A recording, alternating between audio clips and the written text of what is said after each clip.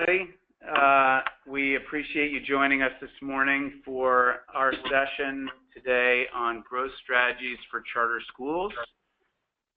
Today, I'm very excited to have with us Kapil Mathur and Bonnie Benson, two extremely well-known and, more importantly, experts in the charter school space in California. And today we're going to be talking about growth strategies, growth stages for charter schools across the country. Kapil and Bonnie, welcome. Thank you. Happy to be here. Thank you very much, Stuart. Appreciate being on the call with you. So we're going to walk through in today's discussion something that we've had experts on previously, but I think you'll find that Kapil and Bonnie's perspective is really unique and interesting. And as we go through things today, I want you to understand who you're hearing from and who everybody on the call today, you guys, is hearing from. Briefly, I'm Stuart Ellis, the President and CEO of Charter School Capital. As a financing source for charter schools across the country and support organization for charter schools, this is all we do. We fund charter schools, and in our nearly 10-year history now, we've funded over 550 charter schools supporting more than 650,000 students and have invested over $1.5 billion in charter school organizations across the country. With that as a brief background on me, Kapil, you want to share with everybody your brilliance?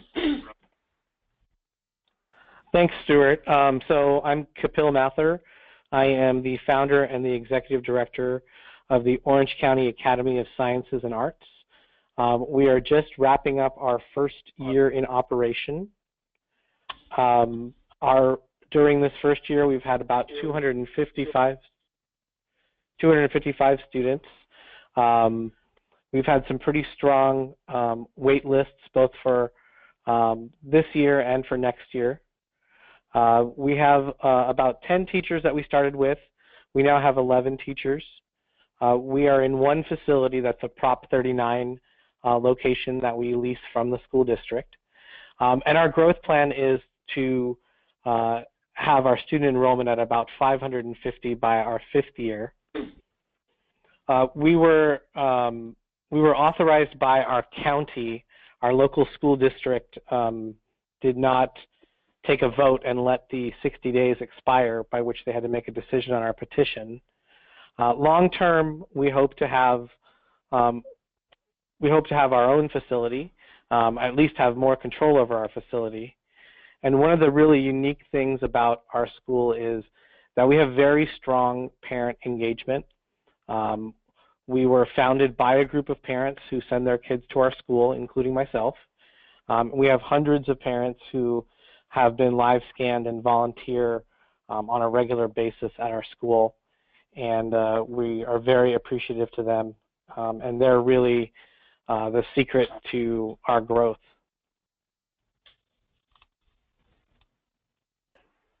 Thanks, Kapil. Bonnie, you want to talk a little bit about background for you and the Fortune Schools?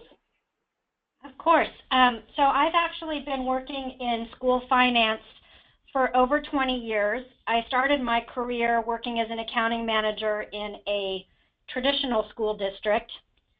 Our program, well, at the time, we were a program operated by that school district, and we eventually separated from the school district, became our own nonprofit corporation, and we started out doing teacher credentialing. We expanded into charter schools in 2010, and we have two charters. Our first charter is Hardy Brown College Prep in San Bernardino, and in Sacramento we have a county-wide benefit charter. Our goal is to close the achievement gap for African American students. We are currently operating 6 schools, 1 down south and 5 in Sacramento. We will be opening our first high school next year, which is an early college high school. And after that, our future plans include a middle school and 2 more elementary schools. So when we're done, we expect to be operating 10 schools altogether. Exciting. Well, thank you both for joining today. I'm really happy to have you with us. As we walk through things, I think, as we've done this in the past, having people with the level of expertise that you guys have, feel free to walk through and comment on anything that makes sense, even if it's not a section that you're leading. Background for everybody today, what we're going to do is we're going to walk through the stages of growth for charter schools in general and how we think about this. Bonnie and Kapil are going to share with you the challenges that they see at each stage and best practices and takeaways that they've learned and experienced. And hopefully those just be a conversation. For those of you on the webinar with us today, everything is available after the webinar today at charterschoolcapital.org/webinars. You don't have to take screenshots of any of the material as we go through. And when you get to that link, you'll find that you can get a copy of the presentation, which you can share with others, and also a recording of today's webinar, so you'll be able to hear the comments that go along with things. Throughout the webinar today, if you have any questions or comments, please use the GoToWebinar feature and type in any of your questions, and we'll try to address them. If we're not already covering it in the material, we'll try to address it specifically as we go through. So without further ado, let's talk about at least our thoughts on the various stages of growth and how schools and school leaders can think about them a little bit differently. The way we think about the life of a charter school as an institution is similar to that of other industries, but specifically in this public school space, in the charter school space, we've tried to group this into 3 different stages, which really have 3 different sets of strategies that go along with them. The startup phase, where schools are really in the first, 10 to 25% or first quarter of your eventual target enrollment. And the strategy here is just figure out a way to survive and establish yourself in the market. The second phase, or high growth phase, is one that features drastic changes as though you were a teenager, going from the pre-adolescent kind of beginning just prior to puberty to post-puberty. And just like all of us were as we transition through that stage in our life, the clothing you're wearing at the beginning is totally different than the clothing you're wearing at the end. You can't fit into anything you did at the beginning at the end. Similarly, strategies and things you were engaged in, or even partners you were working with, changed drastically during this period. And flexibility and really scalability are things you're trying to accomplish during this growth phase.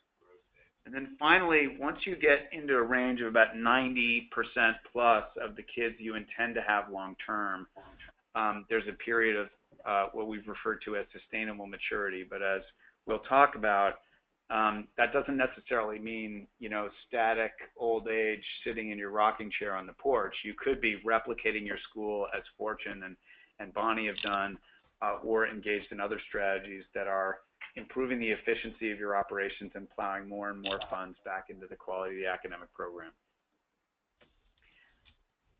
The Center for Education Reform did a study a few years ago where they identified what causes charter schools to fail or close. And one thing that's important to note is that 87% of the charter schools that did fail or have failed in the history of the movement fail in their first 3 years of operation. So like other industries and other organizations, just getting past that early infancy or startup phase is critical to your long-term success. But there was a breakdown of whether it was in those early years or whenever schools failed, what drove that. And as you can see from this chart, 42% closed due to financial issues or just running out of money. And then 24% closed due to something called mismanagement. I think it's interesting that those two things are broken down or separated, because it really means that about 2/3 closed because you ran out of money. And generally that's because you mismanaged it. So I think this is interesting about, you know, if you go to the doctor or some specialist, you know, and they come back and they say cause of death. Cause of death is the heart stopped beating. Why the heart stopped beating is an interesting question. And in the case of charter schools, like other organizations, 2/3 of the time that things or these organizations and your institutions have closed are due to running out of capital, generally related to mismanagement. Although there's a lot of news about academic issues across the country, fewer than 1 in 5 charter schools closed due to academic issues.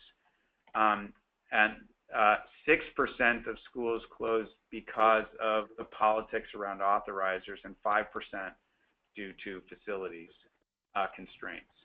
So thought it was interesting to provide this information actually for everybody to see. When we think about the challenges, they vary as you go from one stage to the other, and the strategies to address those also change.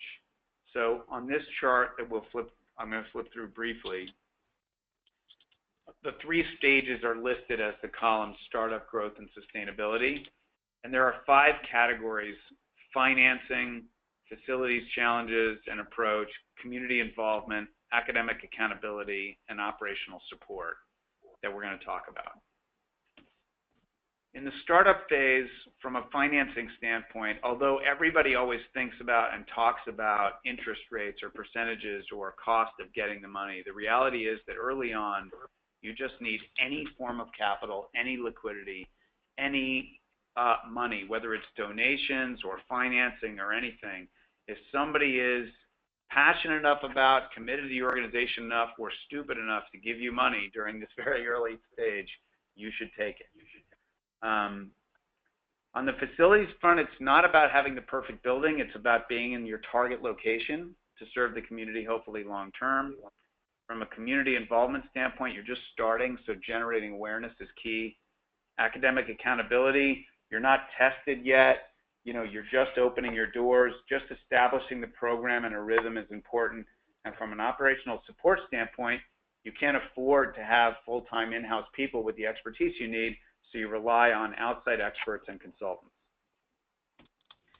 As you move into this high growth phase we talked about, which for most schools is years 3 through 5, on the financing front, it's about flexibility and scalability. If you needed $1 million at the beginning and you need $5 million at the end of this period, preferably you're with an organization or a form of financing that can change and grow with you.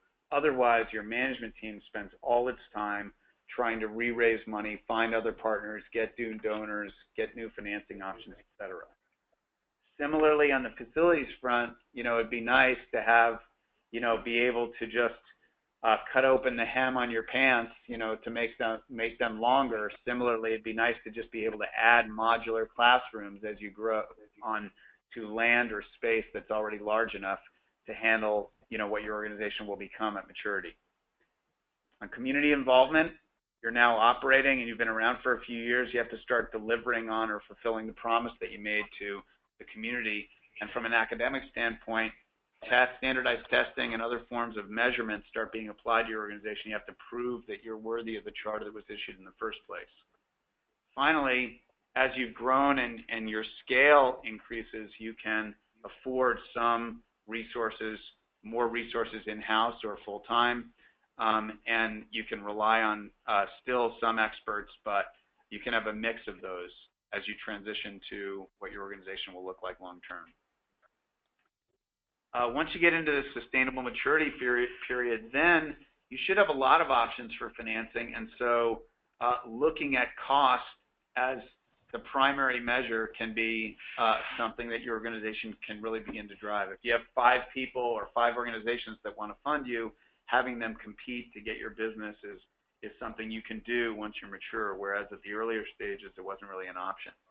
Similarly, on the facilities front, you can start thinking about things like curb appeal that may attract other people to your organization, and again, cost and efficiencies in your operations at the facilities level. On the community side, going from, hey, we've proven we're good, to being a critical long-term part of the fabric of the community is important. Then families and broader local members of the community, like developers or other people who may be building homes or other things in the area, they will support you if you really can make yourself part of the fabric of the community. And from an academic accountability standpoint, you've already proven that you're worthy. Now reinvesting the savings that you get from other aspects of your operation and continuous improvement is important. So those are the different stages and phases and approaches. Let's lean in a little bit to the startup phase and get into some of the details and lessons learned from the experts on the call. Kapil, you want to walk us through your thoughts on startup and some of the misconceptions, challenges, and best practices? Yes, thanks, Stuart. So as I said earlier in the call, we're just finishing our first year.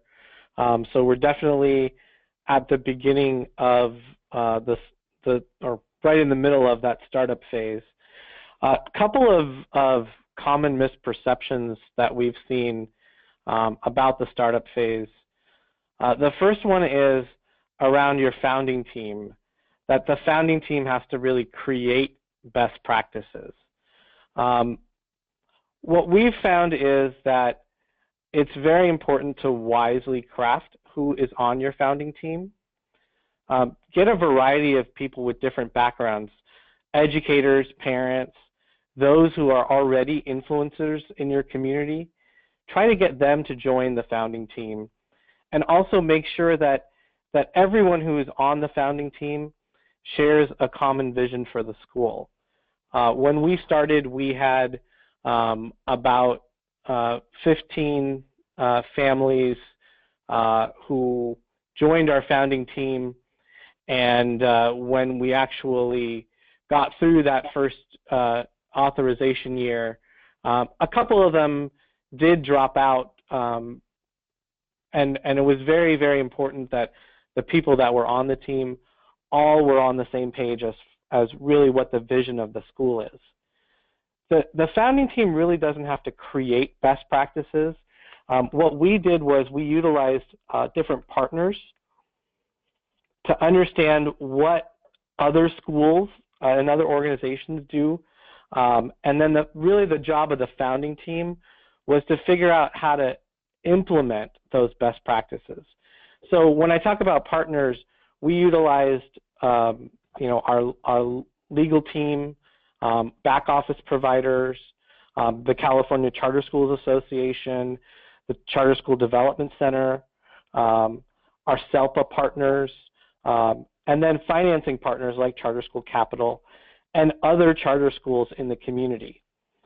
Really what I think helped us a lot was we read as many charter petitions as we could get our hands on, both schools that were successfully authorized and those that were not. We also took detailed notes and reviews of board minutes and listened to the audio recordings of our local school district and county office of education when they had discussions about charter school authorization, renewals, appeals. And we reached out to board members and other leaders of other charter schools to understand how we can best position our school. We also reached out to elected officials at the city, county, state, and federal level to get letters of support. And then the other thing that we did from a best practice position was we reached out to our local universities and schools of education to get their input. And we even were able to get some university faculty to join our founding team. Second misconception is if you build it, they will come. One of the most important things during the startup phase is to have strong community support. And this is more than just getting bodies to show up at the authorization hearings. You need to have ongoing and a sustained presence in the community even before you go for authorization. So we did things like having booths at family events, and we utilize social media as much as possible. We have very strong engagement on Facebook and Instagram. In fact, as many people connect to us through Facebook as our local district has on their Facebook page, and they have 50,000 students. you need to tell your story to everyone who will listen. Hold regular meetings with parents to tell them about the school. You know, in our authorization year, we didn't obviously have a school facility, so we actually were able to rent meeting rooms at our district office, and we held meetings there. We also utilized webinars and you know, gave our presentation at different times of the day to fit with working parents. And finally, once you do have a facility, hold regular tours. We do tours on a monthly basis to get interested people to come and see our school. And we also have been working with the Chamber of Commerce to get the business community to support the school. Basically, you have to have people ready to enroll before you're authorized. You can't get authorized and then hope people will show up.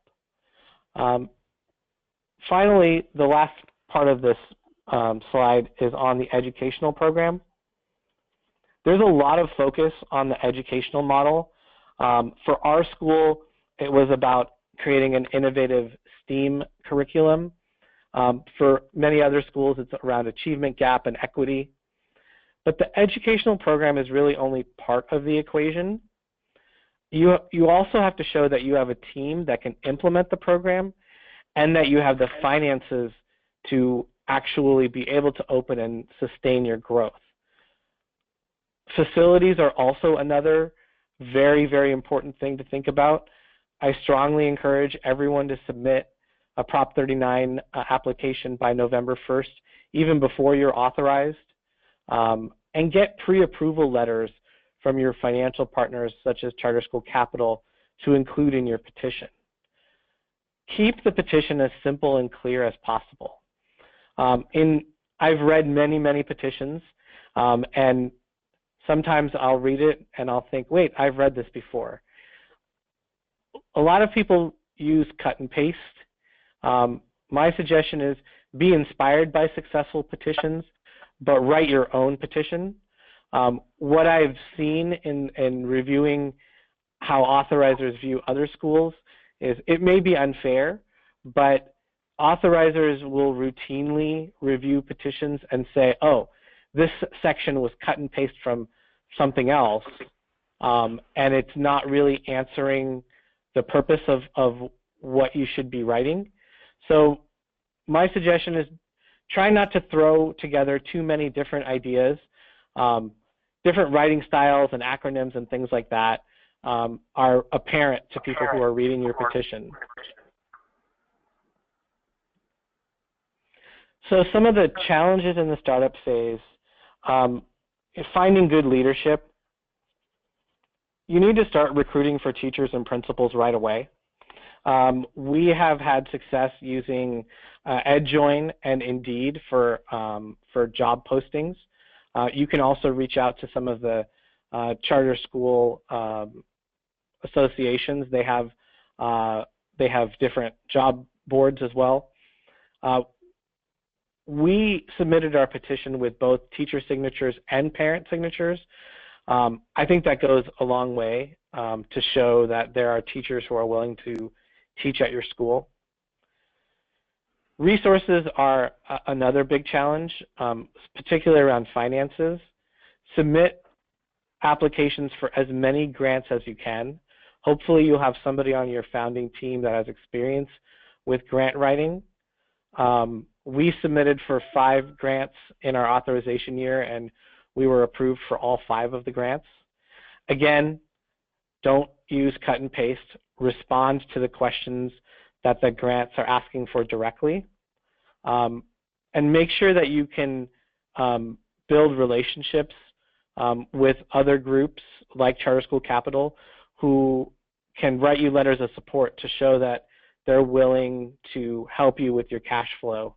And one final suggestion on this is for some grants like PCSGP, you can actually volunteer to be a grant reviewer as long as you're not submitting a grant in that cycle.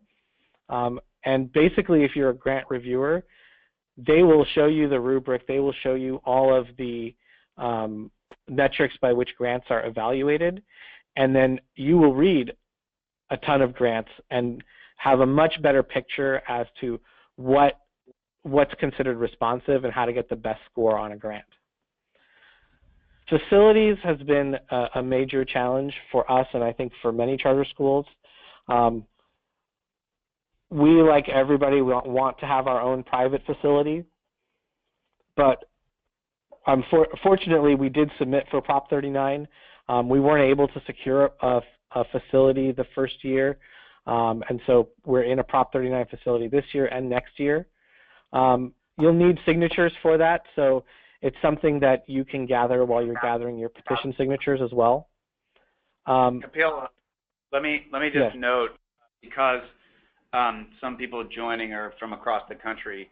For those of you listening in, the Proposition 39 is a law common in other states also, but in California it means that the local school district has to provide first access if the school facility owned by the district is not being utilized by the traditional school district. Then that has to be offered first to local charter schools. Naturally, the district, while authorizers are also often competitive with and not necessarily the most supportive of charters, but access to that space is an older mothballed type facility that isn't really up to date, but it also comes at very low expense to the schools. And before we move on from that, Bonnie, have you guys utilized that kind of facility in your history at Fortune also? We actually haven't. We early on made a decision that we didn't want to get into the political struggles that you can have over Prop 39 requests, and we just didn't. We wanted to be independent from the district in that manner and be in control of our facilities. So we've purposely had a model of actually going into commercial facilities and basically flipping them and turning them into school properties. And we're happy to actually be one of the landlords providing you access to space now in San Bernardino. Yes, indeed. So go ahead, Kapil. I just wanted to note what Prop 39 was for everybody across the country. Thanks, Stuart. So yeah, our long-term facility plan is not necessarily to own our own facility, but at least be in control of the facility. Purchase is an option, lease is an option, but we think that we'll be in a much better position to do that once our enrollment grows, and that we can show that our academic program is strong. On to the next point about enrollment. So I talked a lot about building community support. Our goal was to build the community support in such a way that we could open with a wait list. And we do have a healthy wait list. And our view is that wait lists are really a simple metric to show the world at large that people actually want to attend your school. And then finally on performance, as Stuart, as you mentioned earlier, in our first year, we don't have the standardized testing results to show the power of our program. So what we decided to do was we utilized an internal assessment tool, and we did it once this year, and next year we're going to do it multiple times, so that we can track the progress of our students. The data from those assessments are also important to us for the LCAP process. So we'll go on to best practices. Study and meet with schools doing things well. Absolutely. Building relationships is very, very important with as many groups as you can. And oddly, we've actually built a relationship with people that don't want us to succeed. I've had meetings with our local union principal or our local union president. It's important to maintain the relationships even when they are not supportive of you. But obviously, meeting with other schools and reading their petitions and talking to them is very important. One thing, As far as, yeah, go ahead. Sorry, I think it's interesting when you say to, maintain relationships with or meet with those that you might describe as organizational enemies or obstacles or people that are not, you wouldn't think of as supporters. President Bill Clinton, who's whatever one thinks about his politics, nobody questions his ability as a politician. One of the things that he stated about the way he worked was when he walked into a room at a meeting, he would look around the room and find those people who were most opposed to him or most negative about him, and that's who he would spend all his time with at a party or in a meeting. He'd literally walk up to the people who were the greatest obstacles in his career and spend all his energy meeting with and touching base with them. And whether it's that you learn from what they're resistant to, or you reduce some of the emotion or charge that they have about resisting you, whatever it is, I think your point here is it's pretty good practice to engage in, however uncomfortable it may be for all of us. Exactly. Totally agree with that. As far as being a master of everything, you can't. One of the things that we didn't do, but I wish we had done, was really have a strong outline of the implementation plan of what we proposed in the charter petition. Basically, what are our goals going to be for the first few years? And again, in California, the LCAP process can help you align your petition and your goals and build that plan. Trying to do everything all at once is not going to work, and it's better to have a plan and to be straightforward with everyone to say, well, in the first year, this is what we're going to try to do, and eventually, over the years, we'll get to the full implementation of our charter petition. As far as relationships, never ever create an enemy. Even those that want to be your enemies, and there will be many, just be honest and genuine, even if they don't agree. Try to show them what benefits that your school can have to their organization, and definitely build strong relationships with your vendors. You're going to have emergencies, and you're going to need stuff that you hadn't planned on purchasing. Lead times for things can be very long, especially with technology. Chromebooks and Chrome carts take a very long time, and it's best to build a strong relationship with the vendors.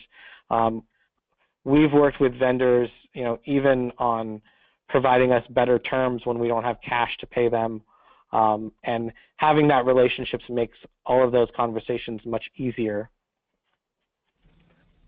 The budget obviously is very critical. Startup budgets, they don't really have much reality to them. We really look at our budget as a living document, so that as our needs change and shift, we review the budget and make sure that the budget aligns with those goals. Plan for the worst case scenario, and make sure you know how you're going to get through your cash flow issues. We were the recipient of a sizable startup grant from the state of California.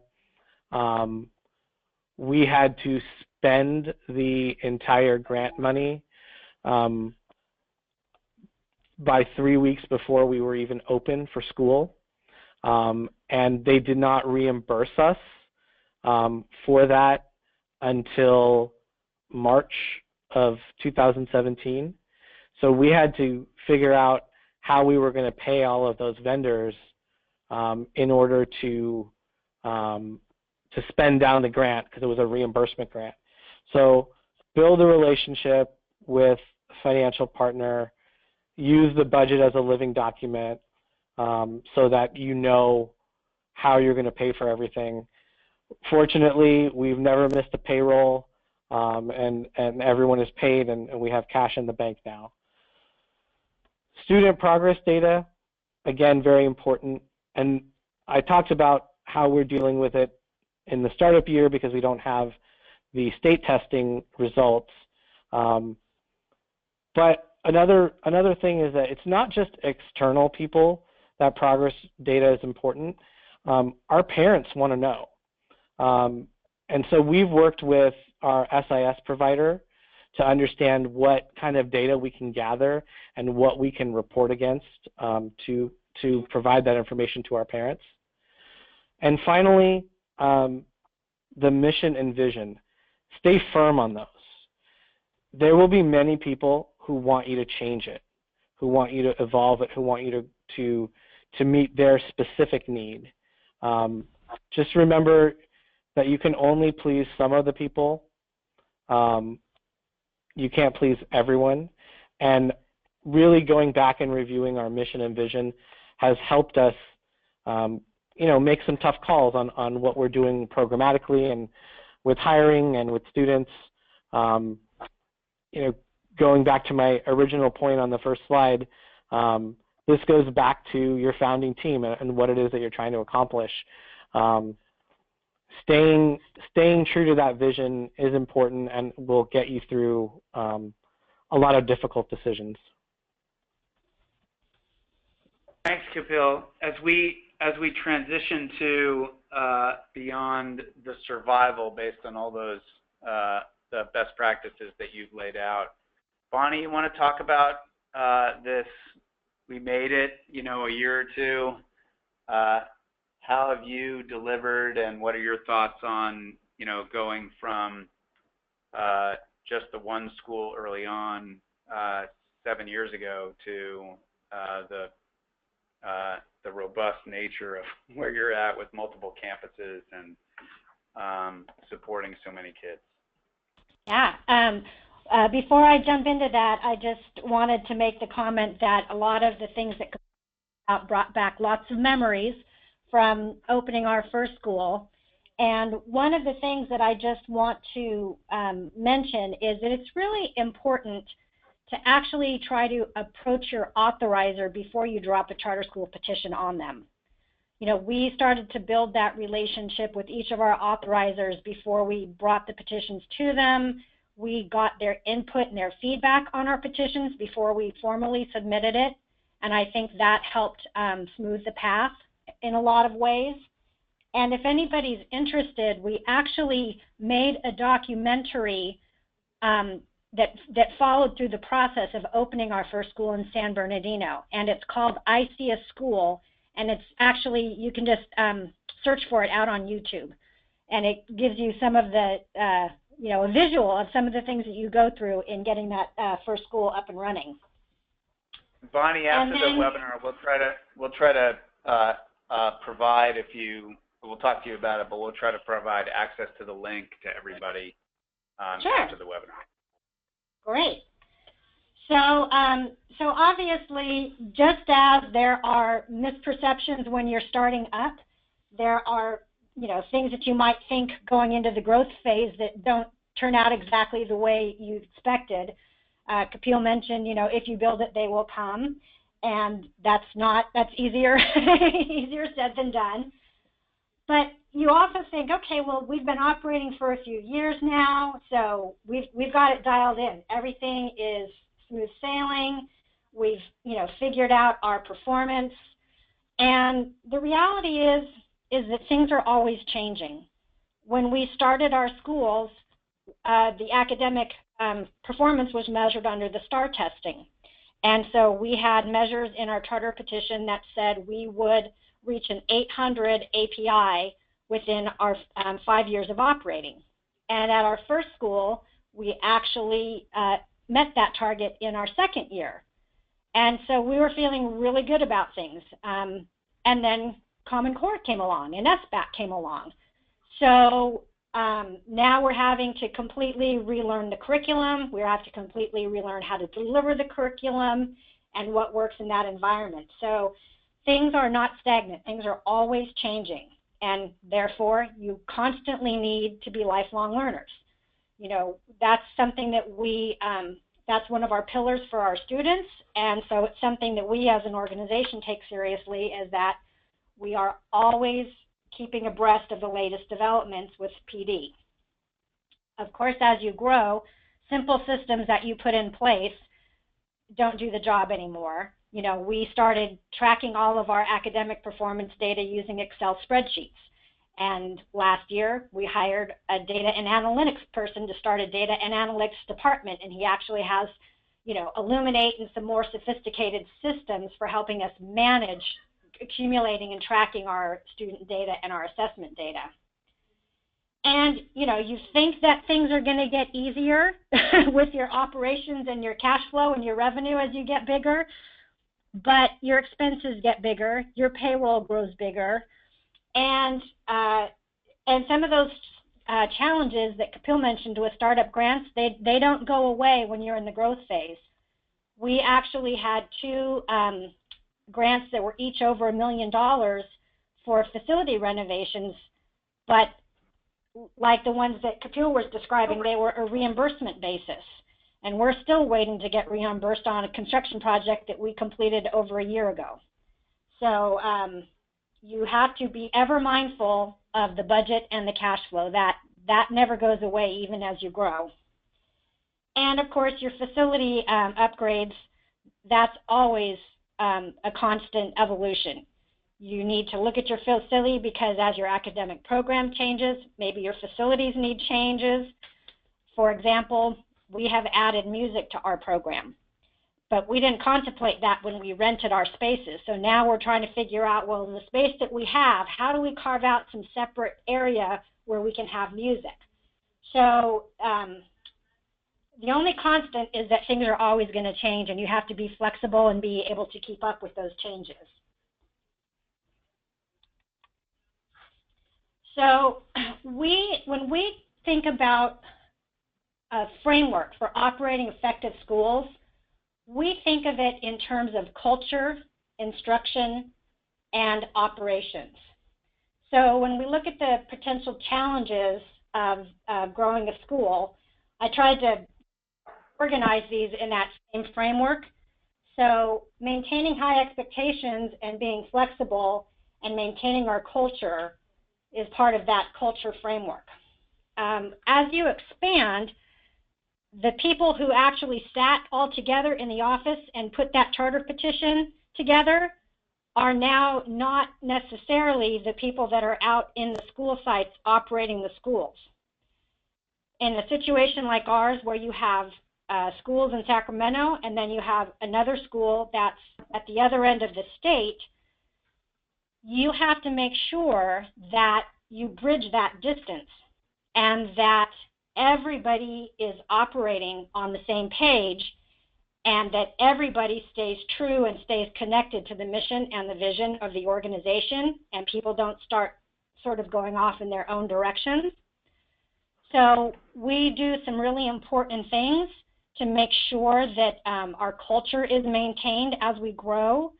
We do a summer symposium every summer where we bring in every single staff person from the principals to the custodians.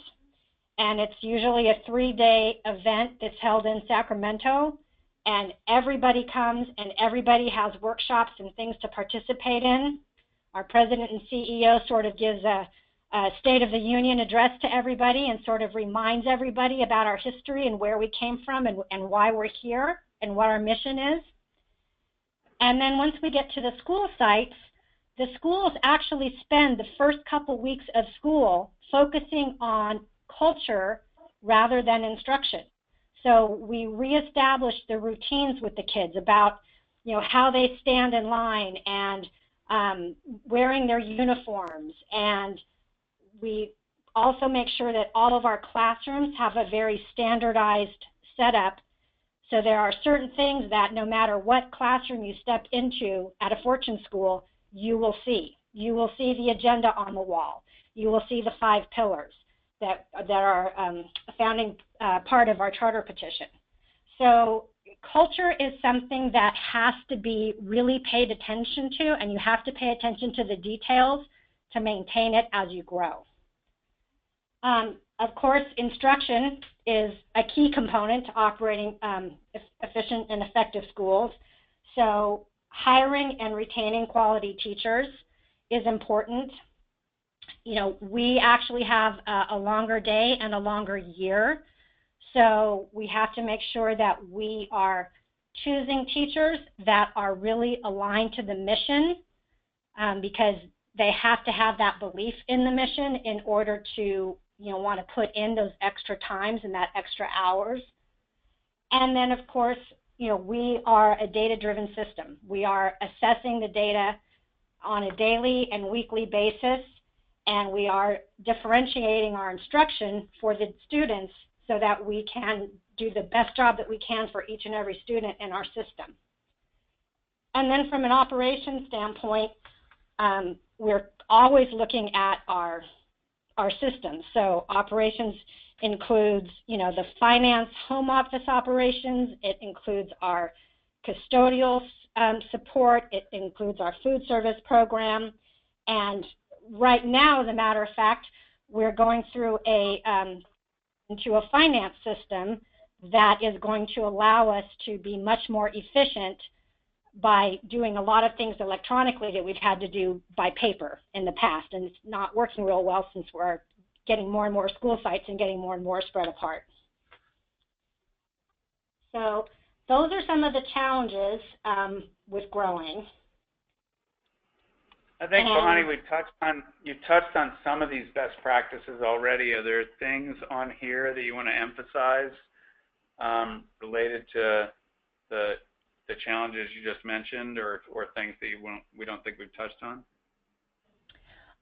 Well, I can tell you that some of the things that we are implementing, for example, right now is we've mentioned that we're a data-driven organization as far as the instruction goes. And so we are implementing practices. For example, each and every classroom has a data wall. So the data is front and center for everybody to see. You know, the parents can see it, the staff sees it. We talk about data all of the time. I think something else that's kind of new for us with the implementation of Common Core is we have always been we have used state-adopted text materials, and we've always delivered those materials with fidelity. And what we're finding now with Common Core is the materials that we have gaps in it. So you have to be critical about that, and you have to look at the gaps, and you have to think about, well, if this is missing from my curriculum, how am I going to make sure that I can get this lesson and this standard taught to my students? And so we're always assessing our materials and looking at best practices and looking at what other high-achieving organizations are doing to get high results with their kids under the new system with Common Core. Kapil, anything you want to add on the growth section? We have, and just for everybody, we have about 10 minutes, which is fine for the last section, but we should be thinking about any, summary elements we want to comment on. Kapil, anything you want to add on growth? Oh, I've just learned a lot from Bonnie's discussion. My to-do list is growing of things to think about. Yeah. So one of the things, there's a chart here that we're looking at, this growth estimator, that I want to highlight for people that drives down into a question about, should I grow? If you're looking at how fast, how big, how do you think about scaling an organization from wherever you're at? And this is a tool that Charter School Capital has used in helping schools strategically think about that question. And of course, it focuses a little bit on the math. In the upper left-hand corner, you see 4 quadrants on here on this chart. But all of this is thinking about the questions of what happens mathematically or from a surplus standpoint if you grow? What are the investments required, and what are the benefits from a financial standpoint to the organization? And in this example, we've chosen a charter school named Very Cool Charter School, very famous charter school across the country that I'm sure you're all familiar with. This particular one is in California, and that matters for the underlying costs to run the school and revenues per student. The school type, there are options in here. This particular one is a more traditional site-based school, but we also have models given the 550 schools we've supported that are either blended learning models or online schools that would change the cost structure completely. The current enrollment in this school is 400, and the maximum facility capacity for this particular building is 575. And you can see other metrics or information on here on this chart up here. But the school wants to maintain a 20-to-1 student or teacher student-teacher ratio. And you can see some of the information that is here. This is estimate a $700 per student is an estimate of the cost of marketing, recruiting, and enrolling new kids. So that's obviously something you have to think about if you're going to go out and grow and expand. If you have a 200 student waiting list, as Kapil mentioned earlier about his school, that's nice. There's lower cost of recruiting at that point, but getting kids, getting people aware and convinced to enroll in your school costs money. If you look at the lower left-hand quadrant, there are 4 different scenarios listed, but really 3 that are relevant, and that is growing by 10%, 25%, or 50%. And you can see some changes occur. In the scenario where you grow by 50%, there's not enough room in the existing building because you would grow to 594 kids. That's 20 more kids than the current capacity of the facility. So you'd have to invest in expanding the facility. There are other elements of investment beyond student recruiting. But here is a model, and you can see an allocation of the cost by generally category: certificated teachers, other administrative staff costs, rent, lease, or debt service payments on the facility, other capital investments, and other expenses. And there's further below that for each of the scenarios, there's an estimate of the recruiting investment that needs to be made, the facilities investment. Outside of that, down at the bottom, given the changes in the math, you can see an estimate of the growth capital, whether it's donations or financing that you'd require in order to achieve this, and the benefit on an annual basis of the incremental surplus available to the school. And the way to think about this is that beyond the investments we've listed above and the ongoing expenses, the benefits of scale in the 3 scenarios are about $200,000 for 10% growth, a little less than $400,000 is $395,000 per year for 25% growth, and then $650,000 for 50%. And that up above is the investment you'd need to make to achieve that. So at that financing doesn't remain in place forever. And that surplus that could be used for anything. That could be used to improve the academic program or invest in other things.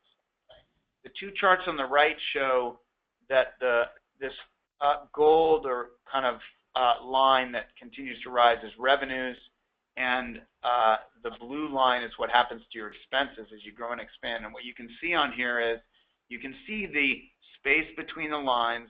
If you're below 396, you're losing some more money. If you're above, then you begin to generate that increasing surplus. And down in the lower right is a summary of the year 1, 2, 5-year cumulative and 10-year cumulative impact of this strategy. So in this strategy, despite the fact that you had to have recruiting costs of $140,000, an incremental $50,000 facilities cost, and there will be other financing costs associated with raising this $1.3 million. If you did the 50% growth scenario, adding about 200 kids, over 5 years, you would achieve $3.8 million of incremental surplus. And the way to think about that is, you know, if you were $1 less than that on financing, and obviously somebody wouldn't do that, but on the investments needed to achieve it, it would still be worthwhile if you spent $3.7 million in financing costs to get 3.8. You would still have a benefit to your school. But this is a model that we've used with schools thinking about growth, and it's something that can be useful if people are interested in following up. You can, at the board level, you can apply this tool. So with that in mind, Bonnie, you want to any comments on the not so luxurious rocking chair, you know, like on the porch environment of security, which is not used with old age? Well, what I will say is that we picked a slightly different model for growing and expanding our schools. So we said rather than have just 1 or 2 schools and generate big wait lists, we want to serve as many kids as we can, and therefore we have been in this mode of opening a school a year. We did that every year except for the last year. We took a break last year, but the next year we're opening a high school. So I can't really say that I'm sitting back in my rocking chair yet.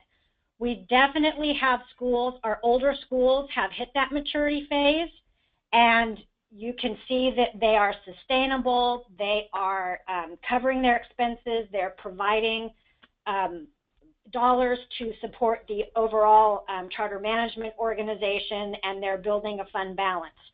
But because we are still really expanding our system, we have these new schools that we're opening, and we've really made it our practice. We want to operate on state and federal resources. We don't want to rely on philanthropy. Not that we don't accept it when we have an opportunity, but we try to use any funding like sources like that for one-time things such as, you know, startup furniture purchases and things like that for our school sites. So those older schools that are generating that surplus for us, we're taking that money and then we're using that as the investment to get the newer schools off the ground. And I think what I said before is true. The only constant is that things are always changing. So even though we're growing, even though you feel like, okay, this school's running, it's been running for 6-7 years, we've got it dialed in. The legislative environment is changing, the standards, academic standards are changing. You can run across various issues with your facilities. So I guess what I'm saying is that as you grow, you're never going to be bored.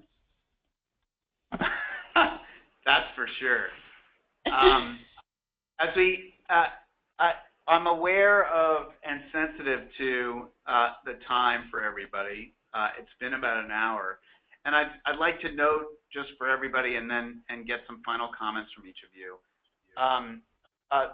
The link that we talked about, the I See a School link, we found, and for everybody still on the call, which is actually everybody, there's in the chat icon on the GoToWebinar app. If you see there on your screen, you should see something that says chat. Brittany on our team here has included the link to the YouTube video that Bonnie referred to earlier. So feel free to click on that, and then that's there for everybody to find and see and review later. The other thing is just a reminder to everybody, the contact information is here for anybody who wants to follow up with any of the three of us, actually. And as you've probably heard, we're all learning from each other. There's a big community out there, and although Kapil may be happy talking to those people who are resistant to him, those of us on the call are not resistant to any of you and welcome any follow-up you may have. If you want to go deeper into some of the things we've talked about or learn from Kapil and Bonnie, they're available. Their emails are listed here. If you want to get in touch with us at Charter School Capital, we're happy to talk to you, and members of our team are available to share any insights we have. One of the questions that has come up on the call is about the growth estimator. it is a tool and a spreadsheet that has information that people can walk through, and we're happy if you just want to reach out to us. We can walk you through that tool and allow you to utilize it in thinking about strategies for your schools. Kapil, Bonnie, anything you want to add as we close out today? No, I just wish you all luck with growing your schools. Kapil? Yeah, same here. Thank you very much for listening to me, and hope everyone achieves their goals. Thank you very much for joining us today. It's really your insights and your leadership of your schools has obviously been very impactful to the schools and the communities and the students you serve. But I think your expertise is obvious as you walk through this. I really appreciate having you on. It's an honor and a privilege to spend the time sharing all the insights. And Kapil, in the final presentation that's sitting here, although your email is correct, we'll be sure to correct the spelling of your name on this last page. Everybody has it accurate. At any rate, thank you all for joining. The link is here. We'll keep this up on screen for a moment so people can get there, but there will be a follow-up email that will go out to everybody so you can click on the link and share it with others as you see fit. So thanks again, everybody, for joining us today. And we look forward to sharing more insights in the future. Thanks again.